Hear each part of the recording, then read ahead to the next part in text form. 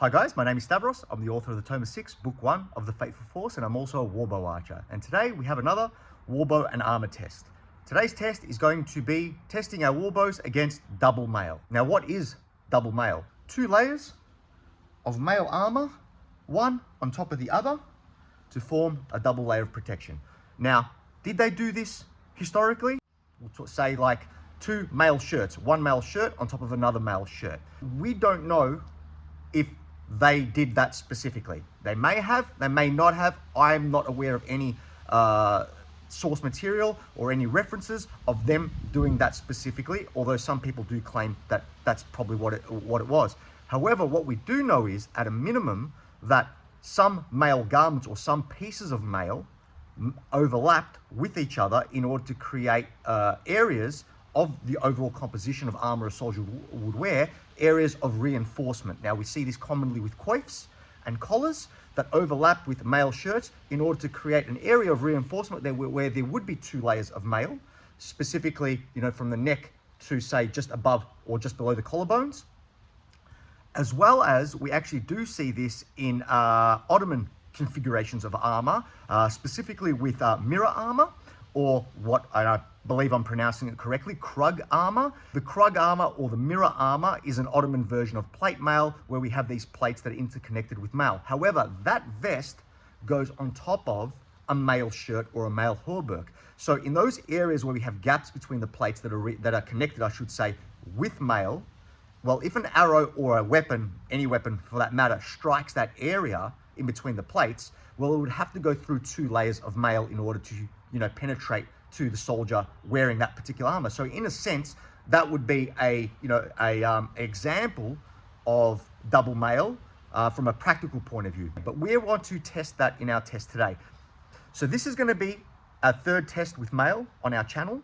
Now, if you haven't already seen those tests, I recommend you go back and watch those tests. And the 2 tests involve 2 different samples of mail, a light mail sample and a heavy mail sample. Now, our last test involved a heavy piece of mail or a robust piece of mail, and I feel that that was a fantastic test, and so were our results. But I do strongly recommend you go back and watch the entire test for more context. What we did was we commissioned Phil Parks, who's a world-renowned mailsmith. He's also an accredited conservator for the museums. And what I did was I commissioned him to craft me a piece of mail that was an accurate and faithful reproduction of an actual mail sample that he has in his possession. That reproduction, which is going to form today our lower layer of mail, is very accurate in its thickness of its wires, the inner diameter, and even the metallurgy used in the construction. So it's a very, very faithful analog of, or a very, very faithful reproduction of that original sample. What we have on top, though, is our lighter mail sample. Now, we've done that for 2 reasons. The first reason is I only have so many mail samples that I can test. Also, if we are going to try and simulate, say, 2 shirts, one on top of the other, then I think that weight and encumbrance would have to be a factor in determining, what kind of mail samples we're going to put together in order to create that kind of double mail protection. Now, based off of the original sample of mail and the reproduction sample of the robust mail, if that was crafted into a full shirt, it would likely weigh about 11.5 kilos or about 24-25 pounds in weight. The lighter sample of mail is about half the thickness, a little bit more, but we'll just call it half. So if we were to craft a mail shirt out of the lighter sample of mail, then that itself would probably be about 6 kilos or 13 pounds itself.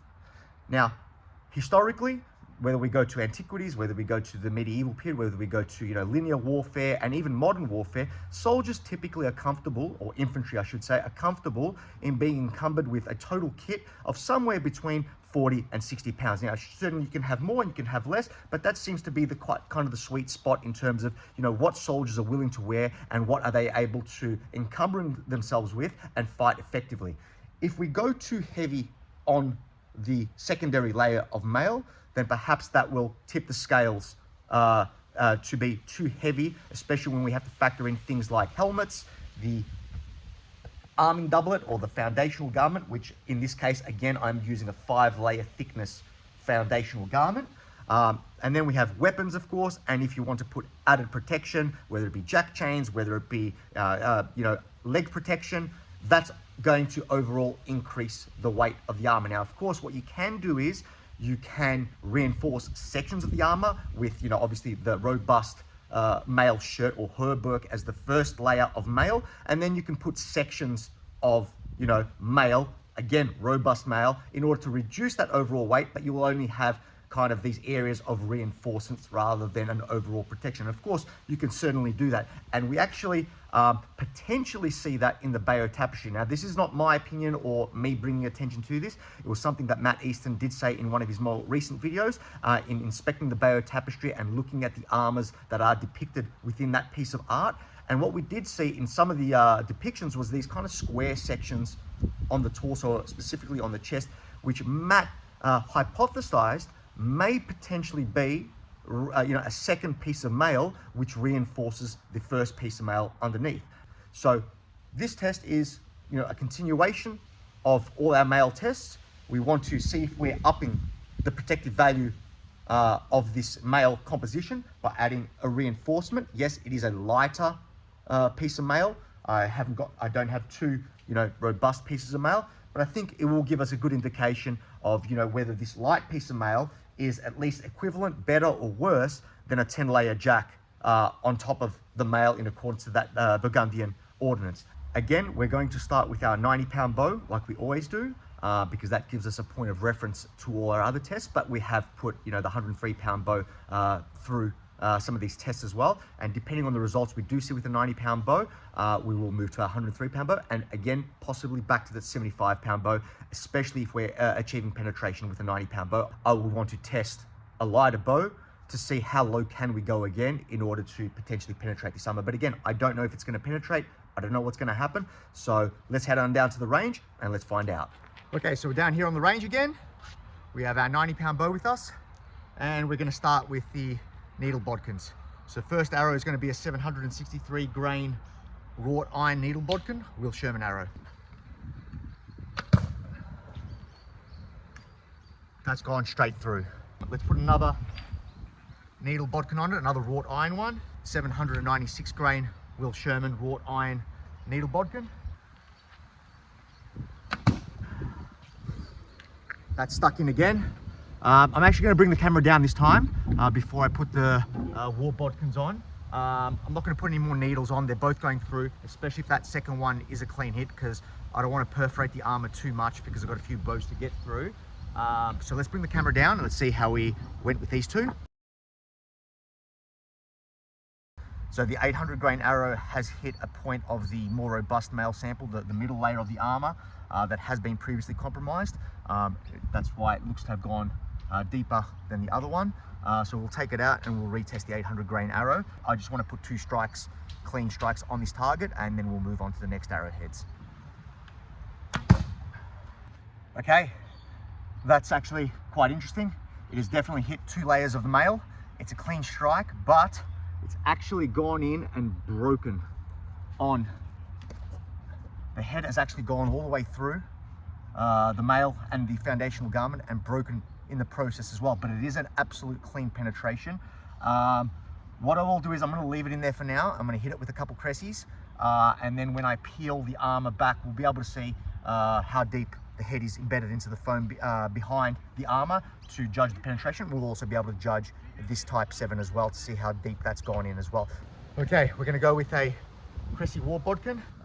This is a light Cressy actually, so I want to begin with a light Cressy, 768 grains.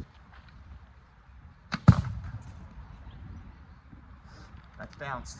Okay, that definitely did penetrate the first layer of mail, and it seems to have warped the second layer of mail. So it didn't break one of the rings, but it's definitely bent one of the rings. So the second layer of the more robust layer of mail definitely stopped that arrow. Okay, 1017 grain Hector Colt Cressy on a Quiverstock arrow. That's actually clipped the armor. It's hit it. I think I've clipped the edge of it, so I'm going to go inspect that. I don't think that's a clean hit. I want to put a clean hit on it with the Cressy war bodkin. Yep, that has clipped it. It actually has broken one ring or one link from the robust male sample, but again, it's not a clean hit. Let's get a clean hit onto the target. Definitely bounced.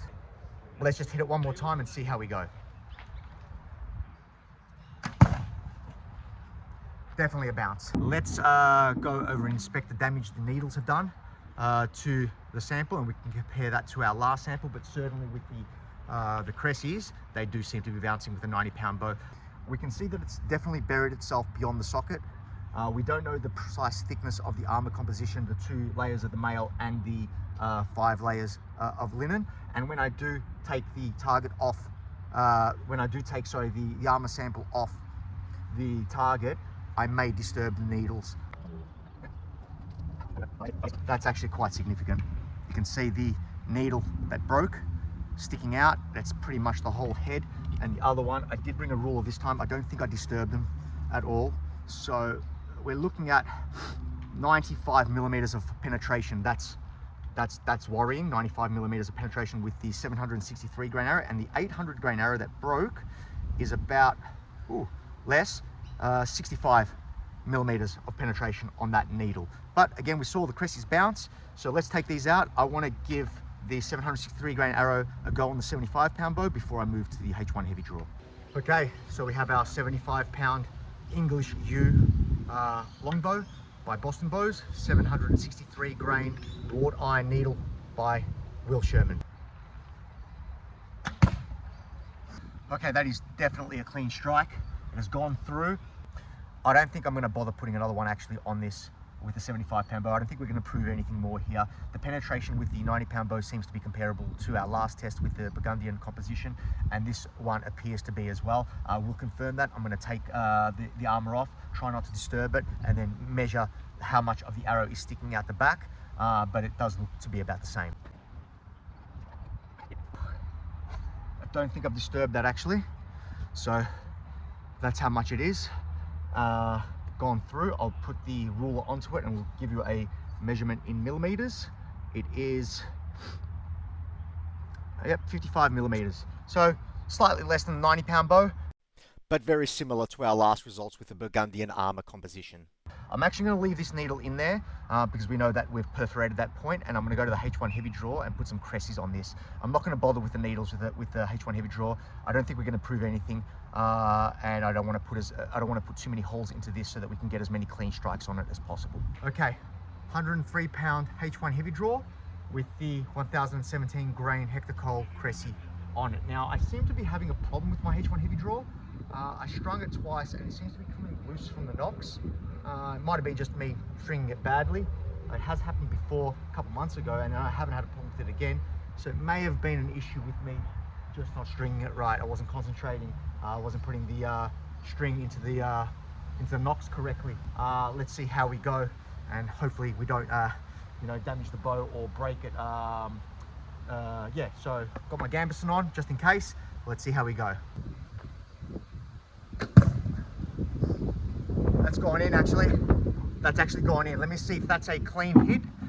We did get penetration against the Burgundian composition with the H1 Heavydraw and with that 1017 grain Cressie.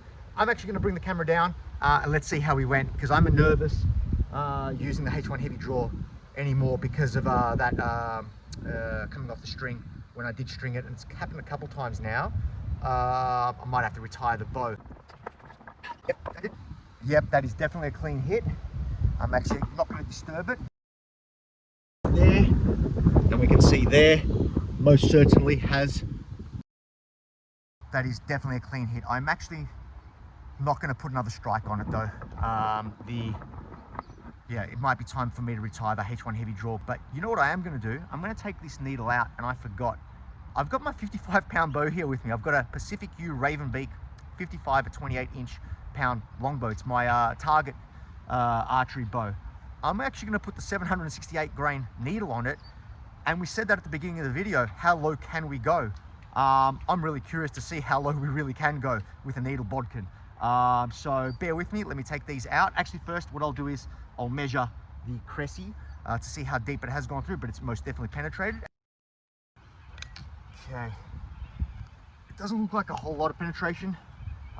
Yeah, I disturbed it a little bit though. I'm unclear. Yeah, I have disturbed it a little bit.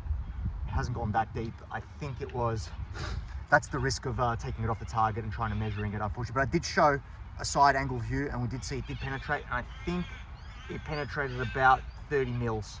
I think it was to that point there. So sorry, I'll put my finger up without the glove on, about there. It's actually slipped down a bit lower. But yeah, it looks to be about 30 mils of total penetration to the other side. All right, moment of truth. 55-pound Pacific U longbow. So 763 grain wrought iron needle. Let's hope we get a clean hit and see how we go.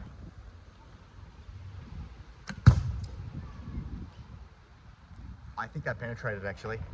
Not that far, but I'm going to bring the camera down. I think it has penetrated though. Yes, that is a clean hit. That is a clean hit. There's a clean hit. Hasn't penetrated all that far, but I'll peel it back and we'll see how we went. Actually, first what I'll do is show you on the other side. You can see here, it is sticking out the back. Not all that far though. Again, progressively less as we put lighter and lighter and less powerful bows. This 55-pound bow produces, I think, somewhere between 40 and 45 joules of energy. The 75-pound bow produces about 55 joules of energy with these weighted arrows. The 90-pound bow produces about 66 to 70 joules of energy with these arrows. So we can see the progressive energy decrease from the 90 to 75 to the 55, and we are getting progressively less penetration, but we are still penetrating. So the 55-pound bow, funnily enough, simulates thereabouts a 70-pound U-bow at that 50 to 60 yard range. Okay, the 75-pound bow actually, funnily enough, simulates pretty closely my 90-pound bow at that 50 to 60 yard range if we assume that 20% energy drop off with the arrows. And then the 90-pound bow that I do have simulates about 105-pound U-bow at that 50 to 60 yard range with the amount of energy it does produce. So we can also plug that data in, not just the data of the bows penetrating the armor at 10 yards, because that's not a fair test, you know, because rarely are you going to be losing arrows at this kind of range on a battlefield. And the whole point of these tests are, you know, experimental archaeology to see how these weapons and these arrows do interact with the armor of the time, but in a setting that is more realistic to, you know, only just losing at 10 yards. So let me go get the ruler, let me peel this back, let's see how deep we did go, and then we'll do a quick recap. Okay, there we go. You can see that there. It's not much penetration at all, actually.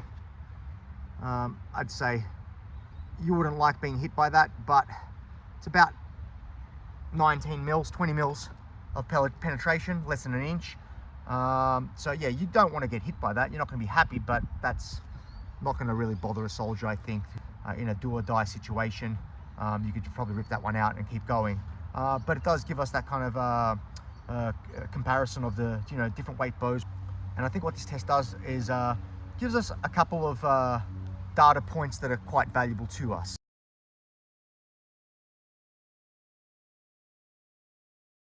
What we are seeing, I think, is that the light male sample is mimicking the protective qualities of that 10-layer jack. It doesn't seem to be doing much more or much less. It seems to be quite comparable.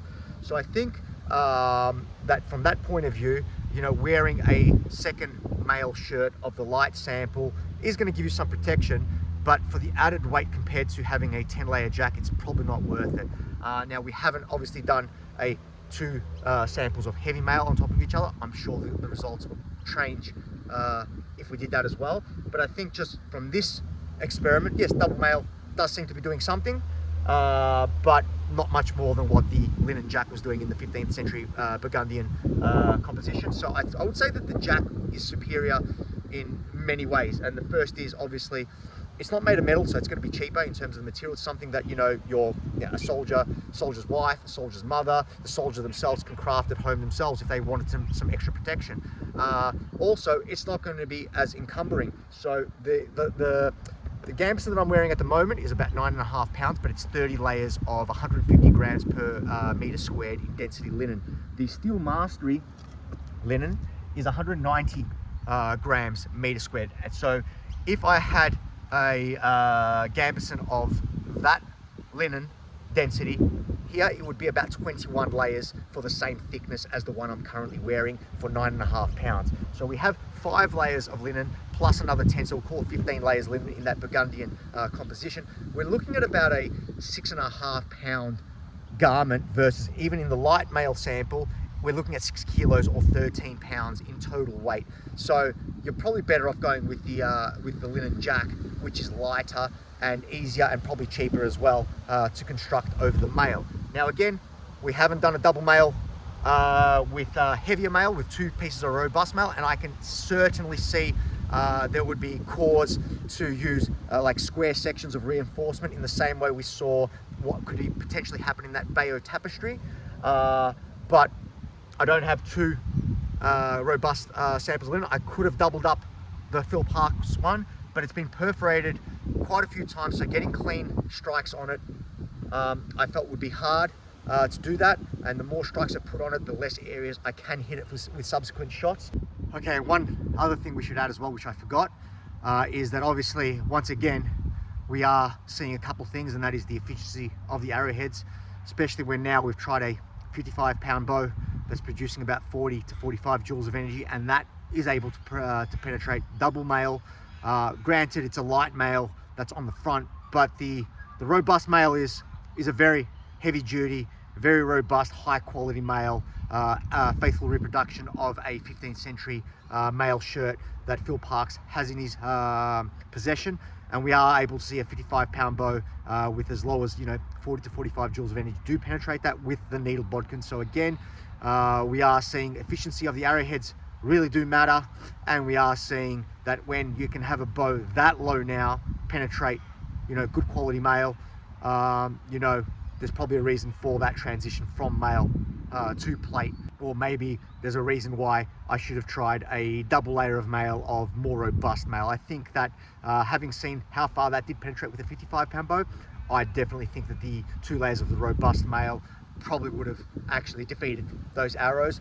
I can't say for the 75, the 90, and certainly not the 103 pound bow, of course, but at least for the 55 pound bow, which will simulate a 70 pound bow or thereabouts at 50-60 yards, I think double male with 2 robust layers of male will certainly work. But again, I just thought I'd add that as well. But I think this was a good test nonetheless, and I hope you do agree. So please put your thoughts and comments in the comment section. Let me know what you think as well. And once again, thank you again for watching, and I hope to see you next time.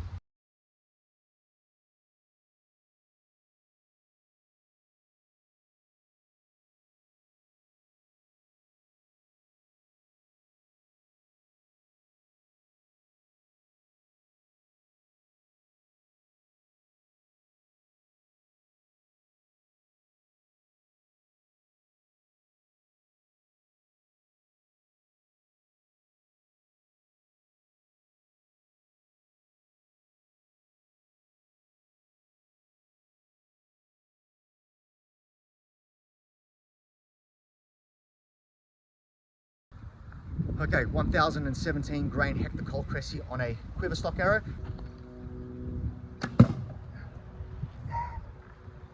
That's actually clipped the armor. It's hit it, but again, I think I've clipped the edge of it, so I'm going to go inspect that. I don't think that's a clean hit. I want to put a clean hit on it with the Cressy Warbow.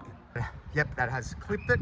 It actually has broken one ring or one link from the robust male sample, but again, it's not a clean hit. Let's get a clean hit onto the target.